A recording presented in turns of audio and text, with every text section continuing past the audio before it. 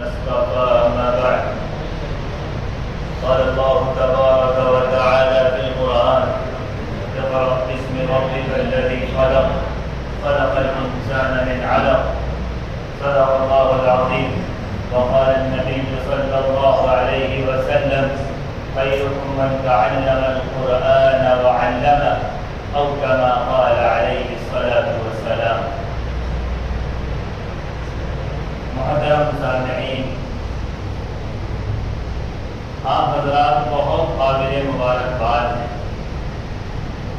آپ بہت قیمتی ہیں، اس لیے کہ آپ حضرات ذمہ دار ہیں. اس کا اللہ تعالیٰ نے آپ کو دین کی کسی نہ کسی کڑی سے جوڑ رکھا ہے. اس کا واضح مطلب یہ سمجھ میں آتا ہے کہ اللہ رب العزت آپ سے کچھ کام لینا چاہتا ہے. اللہ تعالیٰ آپ کو اپنے قریب کرنا چاہتا ہے. اللہ تعالیٰ آپ کو بلند مرتبوں پر پہنچانا چاہتا ہے. اس لیے آپ حضرات کے لیے جتنی خوشخبری کی بات کہی جائے وہ کم ہے. اللہ تعالیٰ مزید اس کے اندر بڑھتے رہنے کی اور مسلسل کرتے رہنے کی توفیق عطا فرمائے.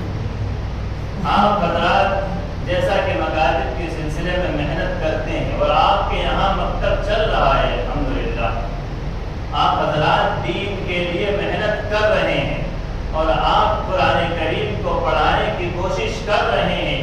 اپنے بچوں اور نونہالوں کو آپ دین کے اعتبار سے روشناس کرانے کی کوشش کر رہے ہیں. لیکن ایک بات یاد رکھنی چاہیے کہ ایک آدمی کی محنت سسٹم سے ہٹ کر کے ہوتی ہے تو اس کے نتائج بہت کم آیا کرتے ہیں. لیکن وہی آدمی اسی محنت کے ساتھ اگر کسی سسٹم میں جڑ جاتا ہے تو اس کی وہی محنت آدمی کے لیے آدمی کے نتائج کو بہت زیادہ بڑھا دیا کرتی ہے. مکتب میں جو تعلیم چل رہی ہے، بچے آتے ہیں، بیٹھتے ہیں، 1 گھنٹہ سوا گھنٹہ اپنا لے کر کے آتے ہیں. ایک بچہ آیا، استاد کو سبق سنایا، استاد نے 2 منٹ 2.5 منٹ 3 منٹ کے اندر بچے کا سبق سنا. اس کے بعد اس بچے کا باقی کا ٹائم دوسرے کاموں میں لگ رہا ہے. بچہ اپنی مرضی کے اندر لگا رہا ہے، کھیل کود کر رہا ہے. اور اگر وہی ٹائم بچے کا کام کے اندر لے لیا جائے تو اسی وقت کے اندر جتنا وقت اس نے دیا ہے 5 منٹ 1 گھنٹہ سوا گھنٹے کا، اسی وقت کے اندر اس کو اتنی اعلیٰ دین کی معلومات دی جا سکتی ہے کہ جس کا آپ تصور بھی نہیں کر سکتے ہیں. اور بچوں کی ان نقصان ہونے والے نقصانوں کو سامنے رکھ کر کے ہمارے اکابرین علماء اکرام نے اللہ تعالیٰ ان تمام کو جزائے خیر عطا فرمائے. خاص کر ہمارے جمعیت علماء ہند کے دینی تعلیمی بورڈ کے ذمہ داران نے اس پر غور کیا، ان کو فکر ہوئی اور انہوں نے ایک تعلیمی نصاب تیار کیا ہے. اور اس یہ نصاب کوئی ایسا نہیں ہے کہ جس کو اپنا نام کرنے یا جمعیت کا نام کرنے کے لیے تیار کیا گیا ہو. اللہ اس کو تیار کرنے کے اندر بچوں کی زندگی کو بنانے کا مقصد سامنے رکھا گیا ہے. اور اس نصاب کی بڑی خصوصیات ہیں.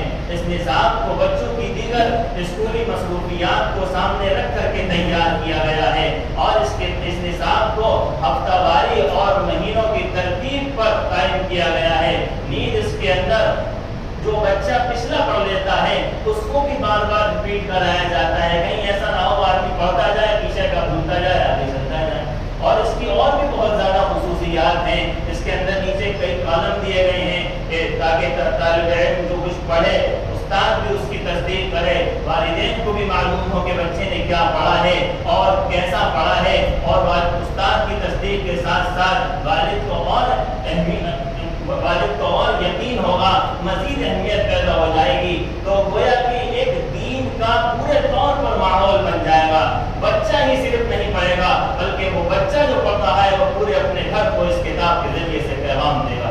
اسی طرح اس کتاب کی آخر میں نماز کا ایک چارٹ دیا گیا ہے.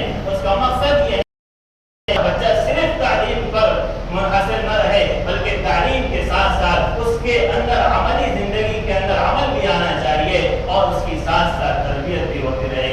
اللہ رب العزت ہم سب کو اکابرین کے سائے کرے کام کرنے کی توفیق عطا فرمائے. تو ہماری آپ سے درخواست یہی ہے کہ ان تمام خصوصیات اس نصاب کو آپ حضرات اپنے مکتب کے اندر قائم کریں اور اپنے مکتب کو جمعیت علماء دینی تعلیمی بورڈز کے سسٹم سے جوڑیں، تو انشاءاللہ ثم انشاءاللہ بہت کم وقت کے اندر آپ بہت اعلیٰ نتائج کو اپنے مکتب کے اندر دیکھیں گے۔ اور اللہ رب العزت ہم سب کو عمل کی توفیق عطا فرمائے۔ آمین وآخر دعوانا